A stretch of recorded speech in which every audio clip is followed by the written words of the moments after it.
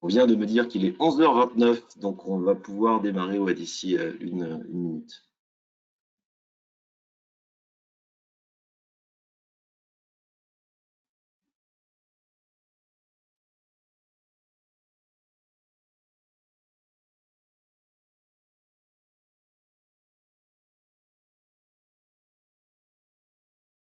Alors, comme vous voyez sur l'écran, je suis accompagné d'Adrien Imbert, que je vais présenter et qui va me donner le go pour pouvoir démarrer.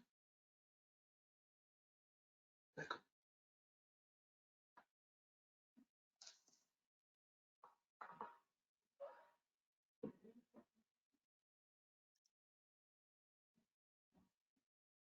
Ah, on se ferait aussi demain. 3. C'est bon? Allez, super. Bienvenue donc à tous sur ce webinaire dédié à la présentation, l'affichage, la restitution des données dans un CRM. Qui est effectivement un enjeu critique pour l'adhésion des utilisateurs. On va en parler, ça va être le thème de cette session. Avant tout ça, je me présente. Oui, je te présente après. Nicolas Béguul, je suis responsable de l'activité CRM chez Dimo Software. Nous sommes éditeurs d'une solution qui s'appelle Yellowbox CRM, qu'on commercialise et qu'on intègre, et qu'on développe bien sûr, dans nos bureaux entre Lyon et Biarritz. Je suis accompagné d'Adrien Imbert, donc, qui est le responsable marketing de Yellowbox CRM, qui va me seconder. Il va être en charge, entre autres, de recueillir vos questions que vous pouvez poser dans l'encadré à droite. Vous avez la possibilité de poser des questions. N'hésitez pas. Adrien va également nous envoyer 3 sondages, voilà, histoire d'être un peu interactif dans cette session. Donc, on peut démarrer. Nous allons préparer une jolie présentation, si elle veut bien. Hop. Voilà. Donc, l'affichage des données du CRM, un enjeu critique pour l'adhésion des utilisateurs. L'adhésion, ce n'est pas un vain mot. Quand on parle de CRM, on sait que beaucoup de projets peuvent ne pas aboutir, ou en tout cas pas récolter tous les fruits qu'on attendait, à cause de l'adhésion des utilisateurs. Souvent, les populations commerciales, marketing, services clients ne sont pas les plus simples à fidéliser sur l'utilisation des outils digitaux. L'affichage des données, la restitution de la donnée dans un CRM, c'est extrêmement important si vous souhaitez que vos utilisateurs adhèrent à l'idée du CRM. Je suppose que si vous vous êtes inscrit sur cette session, c'est que c'est une question qui se pose. Alors, en amont d'un projet, c'est mieux. Après un projet, s'il faut rattraper parfois, récupérer l'adhésion de certains utilisateurs, évidemment, j'espère pouvoir vous donner quelques tips lors de cette session. Donc, avant tout ça, je vais présenter Dimo, mais alors vraiment en 2 slides, hein, je vous rassure tout de suite. Dimo Software, hein, dont Yellowbox CRM est une entité, a plusieurs domaines d'activité, pas que du CRM. Nous sommes présents à l'international dans une dizaine de pays. 5 000 clients actifs, 35 millions d'euros de chiffre d'affaires. Nous sommes pas tout à fait 300 aujourd'hui dans les bureaux de Dimo. Le siège, hein, pour la petite histoire, le siège social de Dimo Software est à Lyon, où je suis actuellement. Une grosse partie des équipes est à Lyon, au-delà de nos implantations. Les domaines d'activité, très rapidement. Alors, vous voyez le CRM, excusez-moi, le CRM est un des domaines d'activité de Dimo. On intervient en général, super, j'ai une animation, on intervient en général sur toutes les solutions digitales qui sont périphériques à l'ERP, la trésorerie, la démat, la maintenance GMAO, de la gestion des ressources humaines, plusieurs solutions, et de la business intelligence. Alors là, du coup, le truc, je ne vais pas défiler tout seul, ça va être facile. Le déroulé du webinaire, 3 points, enfin 2 essentiellement en ce qui concerne le contenu, à savoir rapidement, notion générale sur le CRM. Rapidement, on va reprendre les basiques. C'est quoi un CRM aujourd'hui? Quelles sont les finalités de ce type de solution? Après, on rentre dans le sujet avec les différents affichages de son et les contextes, hein, puisque c'est quand même le thème de la réunion. Comment est-ce qu'on affiche la donnée? Comment est-ce qu'on peut la restituer aux utilisateurs afin qu'elle soit compréhensible et surtout exploitée.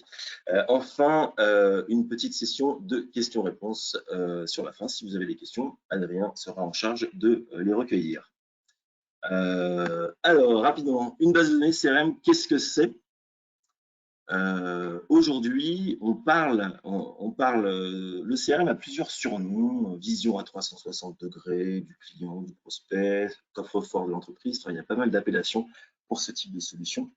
Ce qui est sûr, c'est que j'ai essayé, en tout cas, ma vision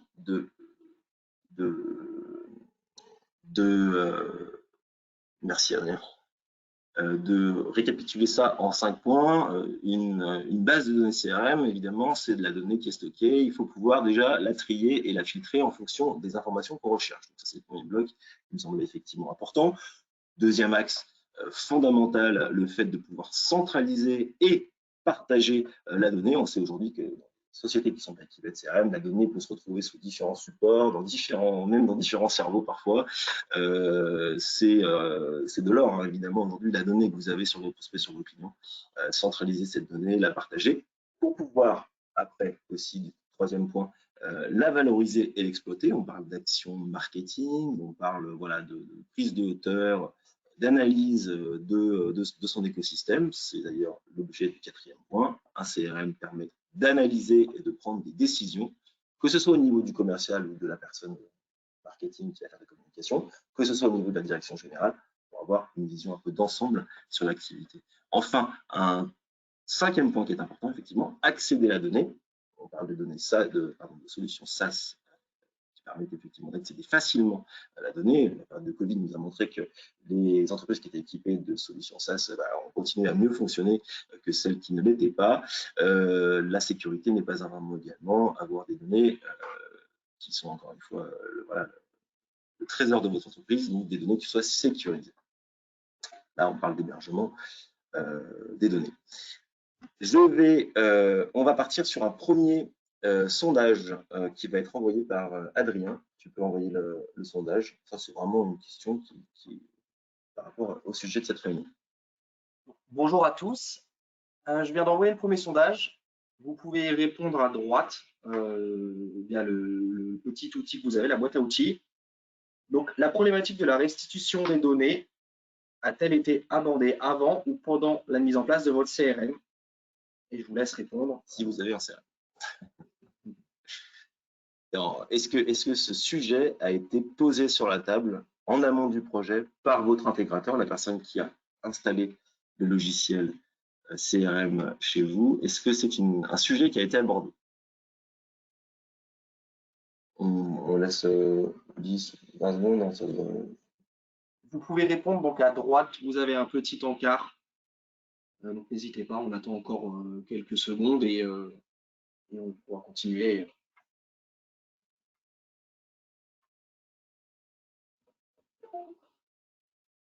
C'est la réponse. Encore peut-être 10 secondes et puis on peut afficher les résultats.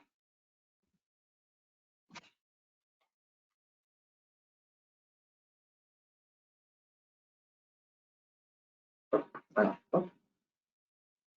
Je vais partager les résultats tout de suite. Alors, à 57%, oui, avec notre intégrateur au cours du projet. À 14%, non, nous n'avons pas pris en compte la restitution des données au moment de l'installation de leur CRM. Et 30% ne sont pas équipés de CRM. D'accord, donc les chiffres sont plutôt bons, je trouve. Au-delà des 50% sur le fait d'avoir abordé cette problématique, c'est plutôt un bon score. Je vous avoue, pour avoir déjà fait l'exercice, on n'était pas à ces niveaux-là, donc c'est plutôt rassurant. Ça veut dire que les intégrateurs prennent en compte cette. On m'entend bien, hein? Ouais, c'est bon. Prennent en compte. Tu puisses repartager ton écran. Mon écran n'est pas partagé là? Faut que tu le repartages.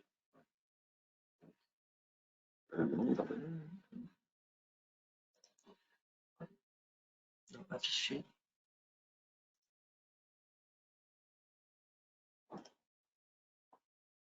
Est-ce que c'est bon? C'est bon. Donc c'est plutôt bon, 14%. Bon, bah voilà, idéalement, évidemment, ce sujet est abordé systématiquement en amont d'un projet. Le faire pendant, ça peut être compliqué, ça peut avoir des effets de bord. Donc voilà, si vous êtes dans une démarche aujourd'hui d'acquérir, de mettre en place un CRM, pensez à ce point, c'est extrêmement important. On va après faire un détail des différentes manières de restituer la donnée, tout de suite d'ailleurs. Pour les 57% ou 54% qui ont eu voilà, la possibilité d'en parler, je suppose que l'adhésion derrière des utilisateurs, elle s'en ressent. Évidemment, les CRM ne sont pas des solutions figées, donc les choses peuvent évoluer, mais en tout cas, c'est extrêmement positif d'en avoir parlé en amont du projet. Les différents types d'affichage aujourd'hui, alors la liste que vous allez voir n'est pas exhaustive. Maintenant, j'ai insisté sur 7 affichages. Le premier, le plus simple, enfin les premiers, le mode liste. Le mode liste, ça peut être des tableaux, ça peut être des blocs HTML, je vais vous montrer ça dans un instant. Ça peut avoir un intérêt aussi, c'est pas forcément ce qu'il y a de plus moderne, mais le mode liste reste quand même voilà, une manière d'afficher la donnée qui peut avoir son intérêt. Ça dépend évidemment des usages. Le deuxième, la timeline, on en parlera, afficher les données dans le temps. Le Kanban, mot japonais qui veut dire étiquette, qui permet d'afficher la donnée sous forme d'étiquette et de faire ressortir des informations intéressantes. La géolocalisation, je pense que ça vous parle. L'organigramme également. Le fait aussi de mettre à disposition des utilisateurs ou de la direction générale des indicateurs et des graphiques, évidemment, ça parle à tout le monde. Et enfin, un point, finalement, ce qui est assez important, c'est afficher la donnée en mobilité, hein, puisque aujourd'hui, les CRM sont des solutions mobiles et que quand on regarde l'usage qu'en ont nos utilisateurs, et ben on se rend compte qu'il y a beaucoup de connexions qui s'opèrent en mobilité. Donc, restituer la donnée en mobilité est un vrai sujet en soi. Je vais du coup essayer de manipuler l'écran et vous commencer dans l'ordre. Donc, du coup, on est sur. Alors, je vais utiliser Yellowbox en CRM pour faire cette présentation. Le premier, donc le mode liste. Le mode liste, il est assez simple. Vous allez tout de suite comprendre. Le mode liste, ça peut être des listes un peu sous forme de tableau Excel comme ça, dans lesquelles on va pouvoir trier, j'en parlais au début, trier et filtrer l'information, afficher des colonnes parce que sur ce tableau en mode liste, j'ai pas le gestionnaire m'intéresse pas, mais je veux afficher le prénom par exemple de mon contact principal chez mon client. Voilà, je vais le mettre avant le nom parce que je trouve ça beaucoup mieux. Hop, ça c'est de l'affichage assez basique, hein, évidemment, vous allez me dire, voilà, au moins je peux restituer la donnée sous forme de tableau avec les informations que je souhaite voir apparaître. Pareil pour la filtrer, si je veux filtrer la donnée parce que je ne veux pas faire apparaître, je veux faire apparaître par exemple que mes clients, voilà, pouvoir filtrer la donnée assez facilement dans un CRM, c'est extrêmement, extrêmement important. Donc voilà, on se rend compte là que j'ai 143 clients sur les 2365 comptes qui composent mon CRM. La donnée, ça peut être aussi sous forme de liste, ça peut être aussi des blocs HTML. L'avantage du bloc HTML, c'est une forme de liste aussi. Vous voyez, donc là, les petits blocs HTML, je peux cliquer dedans. Mais qui me permettent de restituer un peu plus d'informations, en l'occurrence là sur mes prochaines actions. J'aime bien savoir quels sont les types d'actions que j'ai à faire, est-ce qu'elles sont réalisées ou pas, est-ce que je veux faire apparaître les commentaires éventuels que j'aurais pris dans l'action que j'ai à faire.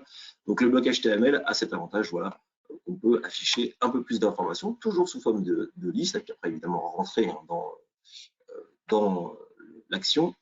Mais c'est, on va dire, les modes basiques aujourd'hui de la restitution de données dans un CRM. Je parlais à l'instant dans le sommaire d'une manière d'afficher les données qui s'appelle la timeline. Je vais vous présenter tout de suite. L'idée, c'est que évidemment, vous avez un historique. Vous avez tout un tas d'informations qui s'inscrivent dans la durée avec vos clients, avec vos contacts aussi également. Restituer l'information d'une activité, l'activité par exemple qu'on a avec un client, elle peut se faire sous forme de tableau, toujours, hein, le tableau de toute façon de cette forme-là.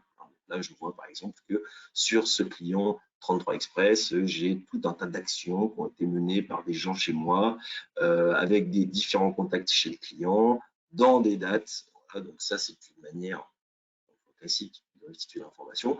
Maintenant, en tant que commercial, moi, j'avoue, pour l'avoir, enfin, pour l'utiliser au quotidien, que j'aime bien avoir la timeline. La timeline, c'est quoi? C'est tout simplement un outil un peu plus graphique qui me permet de voir l'activité que j'ai chez un client ou avec un contact, hein, pourquoi pas, des rendez-vous téléphoniques, des emailings, des réunions que j'aurais fait avec lui, des appels sortants, des emails, et restituer cette donnée Du coup, je vois que, par exemple, sur ce client 33 Express, 2018-2019, il y a eu une réunion par an, mais que depuis 2021, fin 2021, on va dire l'activité que j'ai avec ce client s'accroît. Ça veut dire que c'est un client actif que je vois régulièrement. La timeline est intéressante. Après, évidemment, si je veux rentrer encore une fois dans l'information, dans la donnée, par exemple, ce rendez-vous, celui-ci, je peux déjà avoir une petite étiquette qui va me donner quelques informations sur ce rendez-vous. Après, si je veux rentrer dedans, je peux cliquer, évidemment, la rentrer dans le rendez-vous avec les commentaires SIR qui ont été pris lors de ce rendez-vous du 28 juillet 2022. La timeline, donc ça peut être tout ce qui va être donné, qui s'inscrit dans le temps, historique, sur un projet, sur toute une relation qu'on peut avoir avec un client, peut se présenter sous forme de timeline. Le troisième dont je souhaitais vous parler, c'est la notion de Kanban. Alors, ça doit parler à la plupart d'entre vous, peut-être certains un peu moins. Le Kanban, c'est la possibilité d'afficher sous forme d'étiquette des informations. Voilà, excusez ce truc. Tout ce qui va être de l'information qu'on va pouvoir présenter sous forme de jalons, sous forme d'étapes. Ça peut avoir un intérêt d'avoir une vision. Alors là, en l'occurrence, on l'a fait sur le portefeuille d'un commercial. Je pense que ça parle aussi à la majorité d'entre vous. Un commercial fait des offres, certaines vont jusqu'au bout, on les gagne, certaines on les perd. En tout cas, souvent les offres suivent différents jalons. Là, on a matérialisé ça sous forme de 6 étapes, 6 jalons dans cette démonstration.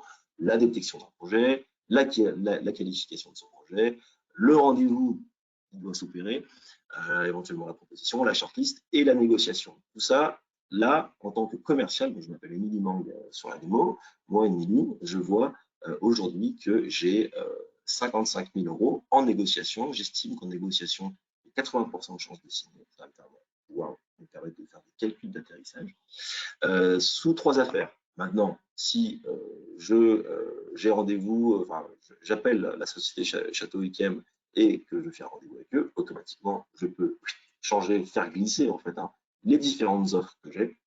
Ça m'en calcule automatiquement les montants.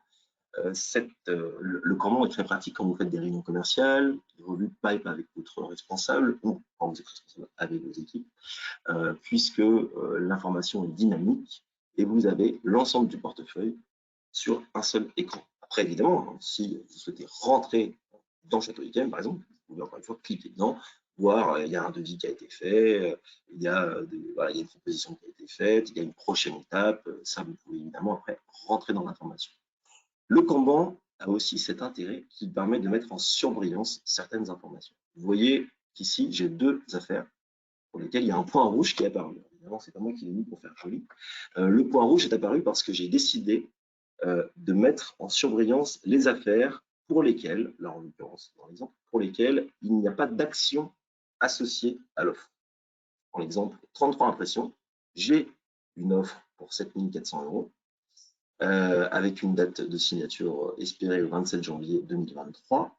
Maintenant, il y a un point rouge qui est apparu. Ça, dans les règles que je me suis fixées en tant qu'administrateur de la solution, c'est de dire je veux faire apparaître un point rouge quand il n'y a pas d'action associée. Ça veut dire que j'ai une offre comme ça, il n'y a pas d'action, pas d'appel, pas de rendez-vous, pas d'email à faire. Il n'y a pas d'action associée à cette offre. Donc, elle risque d'avoir du mal d'aboutir s'il n'y a pas d'action associée sur une offre. Donc, ça permet de mettre en surbrillance. On peut faire de la surbrillance un peu tout ce qui est conditionnel. Par exemple, dire tiens, si une affaire reste plus de 2 semaines, 3 semaines, 1 mois, 2 mois dans le même jalon, ça veut aussi dire qu'elle ne vit pas. Alors, je pourrais faire apparaître une croix bleue, un carré vert, en fonction de ce que je souhaite comme information. Mais voilà, ce n'est pas le commercial ou le manager qui va chercher l'information, il faut que l'information arrive au commercial. Dans l'autre sens, ça sert à ça aussi, évidemment, aujourd'hui, un outil CRM. Je parle beaucoup, désolé. Quatrième manière d'afficher l'information, vous entendez souvent parler de géolocalisation, évidemment, aujourd'hui la plupart des CRM, il y a beaucoup, intègrent des solutions de géolocalisation, tout simplement pour pouvoir mapper le client.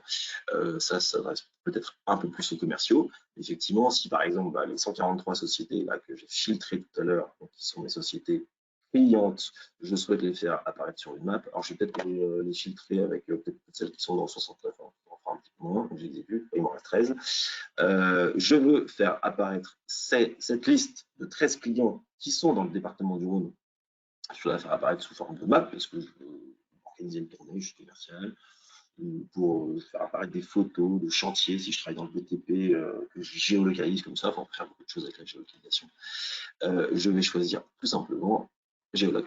Voilà. Et là, donc, sous forme de map, je vais avoir, on est bien dans la région du Rhône, je vais avoir la possibilité d'afficher comme ça mes clients qui sont dans la région de Lyon. Évidemment, je clique une fois dessus, j'ai le nom du client, quand j'ai les informations que je souhaite voir apparaître, le nom de mon contact principal, son téléphone, et après, évidemment, je peux rentrer dans la fiche directement depuis la main.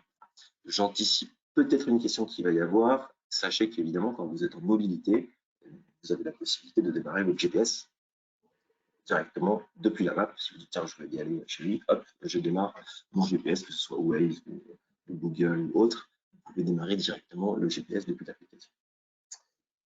Une autre manière de présenter l'information qui permet de mieux comprendre son environnement. Adrien me fait des signes affolés. Que se passe-t-il? Oui, si jamais vous avez des questions sur ce que Nicolas est en train de présenter, n'hésitez pas à les poser via le chat. À droite de votre écran, vous avez un petit chat. Il y aura une séance de questions-réponses à la fin. Donc, n'hésitez pas à poser vos questions parce que c'est vrai que Nicolas montre plein de choses intéressantes. Donc, voilà, je vais vite et tu vas vite. Mais il y a beaucoup de choses à montrer. Voilà. Donc, n'hésitez pas à poser vos questions. On y répondra à la fin du webinaire.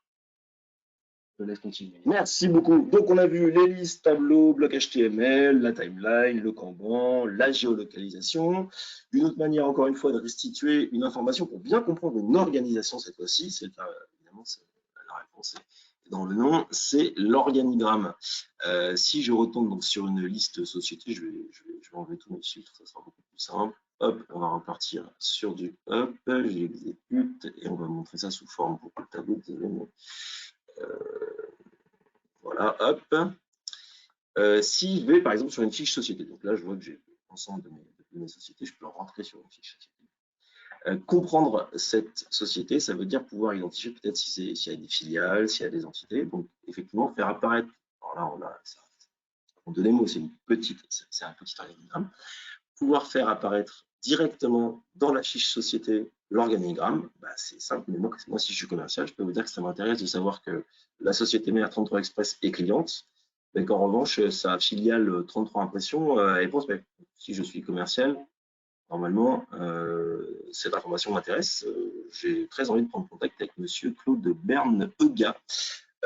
Donc, l'organigramme fonctionne évidemment pour les sociétés. Ça fonctionne aussi pour un contact. Si je prends par exemple Hervé Guillaudin, peut-être que celui-ci dispose d'un organigramme.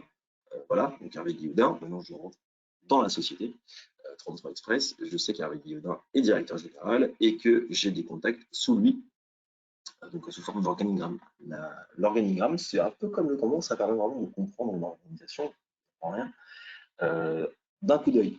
Restituer cette information sous forme de tableau, bon courage au commercial pour la comprendre. C'est essentiel d'avoir cette vision un peu graphique sur les différentes organisations.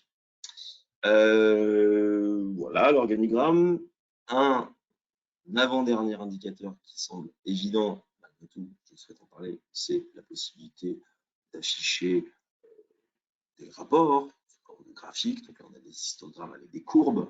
Tout simplement, là, c'est par exemple les objectifs de chiffre d'affaires en tant que commercial, mes objectifs par rapport à ce que je réalise et par rapport à mes objectifs pondérés. On a vu tout à l'heure qu'on peut pondérer les offres.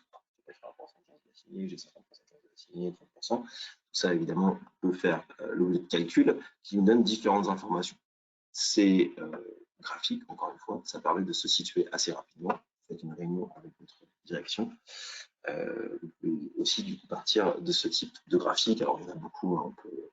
On peut faire des camemberts, on peut faire de l'histogramme avec plusieurs couleurs, on peut faire, je dois avoir voilà, mon top client sous forme d'analysis, je veux le faire par gestionnaire, mais je veux avoir juste, par exemple, Émilie, parce que le reste ne m'intéresse pas, j'applique et automatiquement, j'ai les différentes actions sur ce compte-là, les comparatifs d'articles vendus. Voilà. Aujourd'hui, les CRM embarquent des solutions. Alors, on n'est pas dans de la solution BI, de business intelligence non plus, mais voilà, choisir l'information, pas en mettre trop non plus, qui va vraiment permettre au commercial de se situer, d'orienter ses actions, de prendre de la hauteur, d'analyser éventuellement son portefeuille, son écosystème pour prendre des actions. On aime bien prendre l'exemple chez Box, par exemple, d'une entreprise qui dispose par exemple d'apporteurs d'affaires, qui lui donnent des affaires, qui lui donnent de l'information, faire un point au moins une fois par semestre sur tel apporteur d'affaires m'a apporté 3 affaires, j'en ai signé 2, lui en revanche depuis 2 ans il n'a pas apporté une affaire, voilà, faire un point par exemple là-dessus, ça peut s'opérer sous forme graphique et c'est extrêmement intéressant, c'est de la donnée qui existe aujourd'hui dans votre CRM, mais si elle est mal restituée, encore une fois, bon courage pour aller la chercher. Il faut vraiment réfléchir en général à quel type de données je veux connaître, comment est-ce qu'on peut la restituer de la meilleure des façons qui soient. Voilà. C'était l'objectif, hein, évidemment, de cette petite session. Le dernier, j'en ai parlé tout à l'heure, la dernière manière d'afficher les données, c'est effectivement de les afficher en mobilité. Comme les mails aujourd'hui, la plupart sont ouverts sur des smartphones, l'utilisation de CRM sur téléphone, elle se fait de plus en plus. Donc là, je vais faire une petite manipulation, excusez-moi. Je vais faire comme si j'étais sur un téléphone. Et du coup, on va dire qu'on est sur on est sur un iPhone 12 Pro, par exemple. Donc là, vous imaginez assez facilement. On voit bien, du coup? Ouais. Vous imaginez assez facilement que je suis sur mon téléphone. Donc évidemment, les solutions de CRM sont aujourd'hui responsive design pour la plupart. Vous pouvez télécharger les applications sur les différents stores qui existent. Ce qui est important en mobilité, c'est pas vouloir trop en mettre, sinon vous allez perdre vos utilisateurs. Donc, par exemple, vous avez vu le site que je vous ai présenté jusqu'à présent, qui était le site ordinateur, on va dire, on affiche sur ordinateur, qui avait beaucoup de menus sur la gauche. Vous voyez qu'ici, j'ai demandé à mon administrateur de considérablement alléger le site pour qu'en mobilité, j'ai pas besoin de savoir que je ne vais pas créer une campagne marketing en mobilité. Une très bonne idée. En revanche, savoir mes actions à venir ou éventuellement chercher une société directement dans mon CRM, ça, évidemment, en mobilité, ça peut m'intéresser. Avoir accès à un historique en mobilité, ça peut m'intéresser. Donc, ne pas négliger surtout la mobilité quand vous êtes sur un projet CRM. Pensée simple, pensée efficace en mobilité. On a beaucoup vu d'applications qui sont très performantes, mais en fait qui vous perdent parce que voilà, l'idée de la mobilité, encore une fois, c'est d'accéder assez rapidement à l'information, pouvoir faire ses contrôles de rendez-vous en reconnaissance vocale, que ce soit le plus simple possible pour l'utilisateur en situation de mobilité. Je suis allé extrêmement vite pendant 50 minutes. Oh, quoique non, ça va, tu me diras, on est pas mal. Oui. J'ai plus ou moins terminé, moi, sur la partie, je vais revenir sur mon PowerPoint. Hop, bon, j'ai essayé de vous faire un résumé un peu simpliste des différents types d'affichage. Alors, cette liste n'est pas exhaustive, hein, il existe d'autres types d'affichage. Je souhaitais vous parler de cela parce que je pense qu'ils sont pertinents. Au quotidien, on va dire, les listes, les tableaux, la timeline, le Kanban, la géolocalisation pour les rendez-vous, l'organigramme, c'est du quotidien. Je suis dans mon CRM, j'aime bien comprendre l'information vient à moi.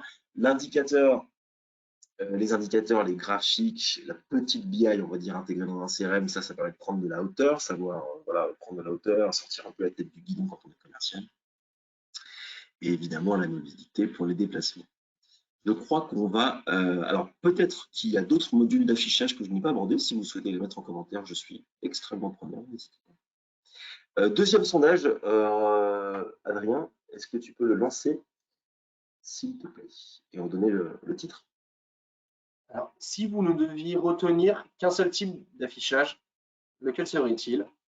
Kanban, timeline, indicateur graphique, organigramme et géolocalisation.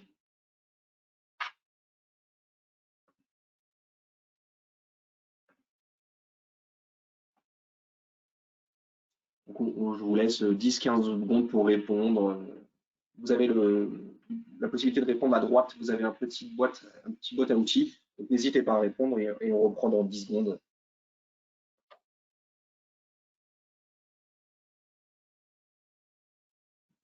Les réponses arrivent petit à petit. Encore 3-4 secondes pour les dernières personnes qui veulent répondre.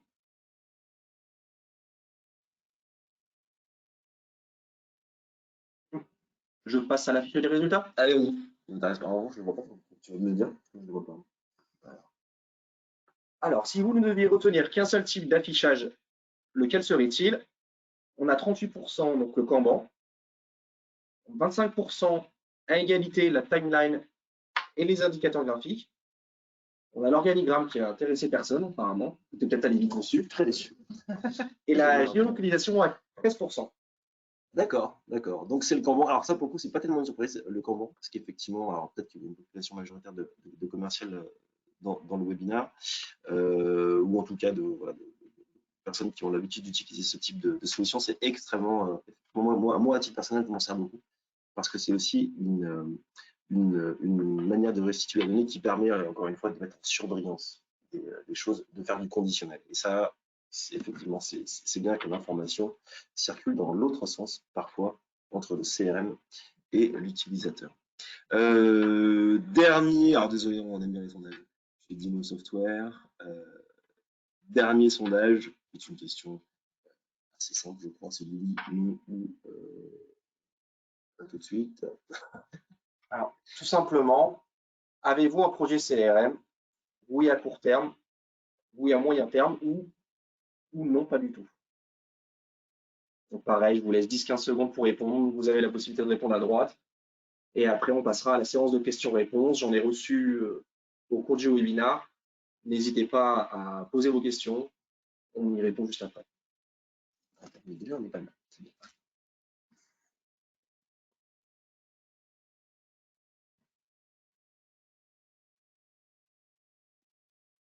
J'attends encore quelques secondes. Les personnes votent.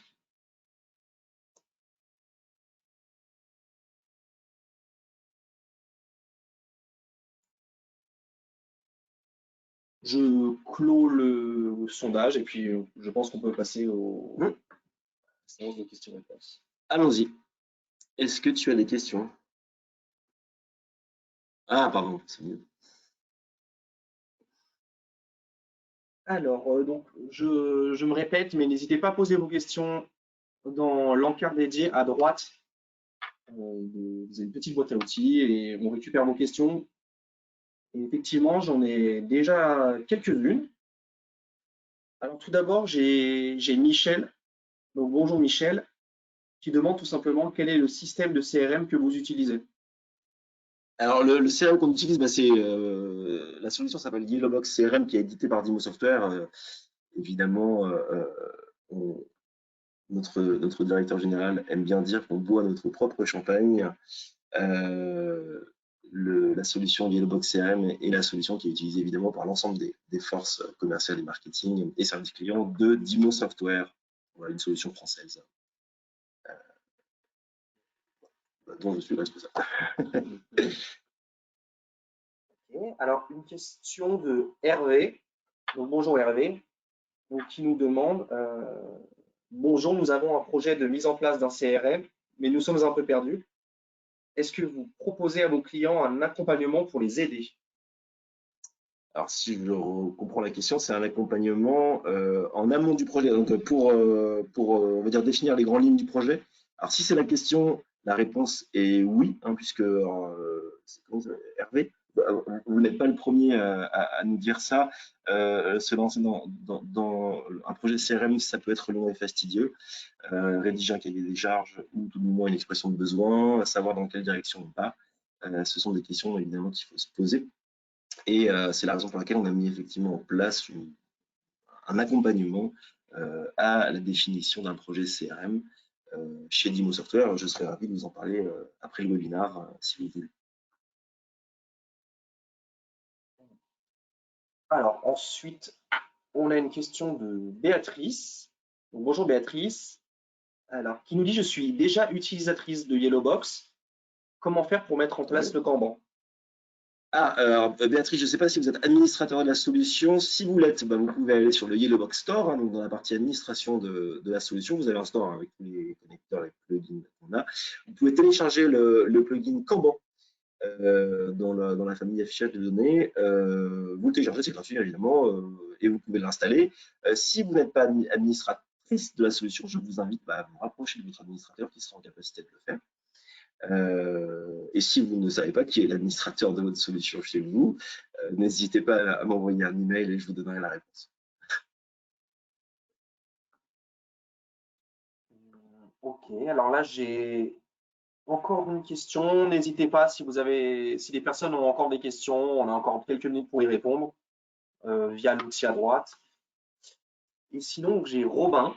Donc, bonjour Robin, qui nous demande, alors, du coup, très intéressant, avez-vous mesuré chez vos clients l'augmentation de l'adhésion des utilisateurs suite à la mise en place de ces fonctionnalités?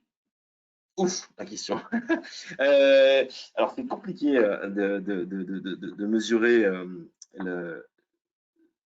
l'impact direct de la mise en place de ce type de fonctionnalité. On a eu des retours positifs. En fait, nous, en tout cas chez Yellowbox CRM, on analyse les connexions effectivement qui sont opérées sur les différents modules qu'on propose et on constate que, en tout cas, quand on déploie par exemple un Kanban chez un client, il y a beaucoup de connexions qui s'opèrent derrière. Alors, est-ce que ça augmente l'adhésion? Ça peut faire un raccourci un peu rapide. En tout cas, je peux vous parler à titre personnel, parce que j'utilise la solution tous les jours. Je peux vous dire que ça m'aide beaucoup. Je n'ai pas toujours utilisé Yellowbox CRM, j'ai utilisé d'autres solutions. Et je peux vous dire que voilà, c'est plutôt plaisant de travailler sur une restitution de données qui soit presque ludique. J'ose le mot. Mais après, on parlait des chiffres héroïstes, je ne peux pas vous en donner. Ok, très bien. Eh bien, j'aurais une dernière question de Cyril. Alors, qui nous dit, bon, bonjour Cyril, vous avez présenté l'usage pour vendre à un prospect ou un client. Première question. Votre solution couvre-t-elle bien des vues afin d'améliorer un service client opérationnel dans le but de les fidéliser? Première question. La question que j'ai, ce que je vous ai présenté, si ça concerne un prospect ou un client? En gros, ce que tu as présenté? Alors, il y a pas de. J'aurais pu vous présenter. Alors, j'ai présenté une fiche client, j'aurais pu vous présenter une fiche prospect. C'est de la même manière, hein. De la donnée, vous en avez sur un client, souvent plus. Vous en avez également sur un prospect, puisque avant de faire signer un prospect, en général, on récolte quand même pas mal de données. Il y a beaucoup de rendez-vous qui s'opèrent, des contacts qui sont renseignés. Donc, ce qui est valable pour l'un est également valable pour l'autre. Et j'irais même jusqu'à dire que vous pouvez aussi afficher tout l'écosystème d'entreprise. C'est pas que des prospects et des clients, c'est parfois aussi des fournisseurs, des partenaires. Je parlais tout à l'heure avec des apporteurs d'affaires, par exemple, des distributeurs. Toutes ces données sont valables, quel que soit le profil du groupe, le type de groupe. Et la deuxième question, du coup, qui était un peu Bien complexe. Je pense que je peux te la reformuler.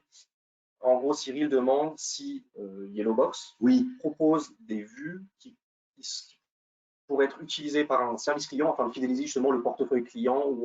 Oui, alors, tout à fait. Alors, j'ai pas présenté la brique service client lors de ce webinaire, mais effectivement, en tout cas, nous, quand on déploie un service client chez nos clients, ce qui est important, c'est d'avoir, encore une fois, l'information qui arrive rapidement. Si un client vous fait une réclamation ou un ticket, vous avez la possibilité, notamment avec le timeline, par exemple, d'afficher l'historique de tous ces tickets par famille, par criticité, c'est très dur à dire comme mot, sous forme aussi de camembert, par exemple, pour savoir quelles sont les familles, en gros les grandes familles de réclamation de tickets que vous pouvez avoir chez vos clients.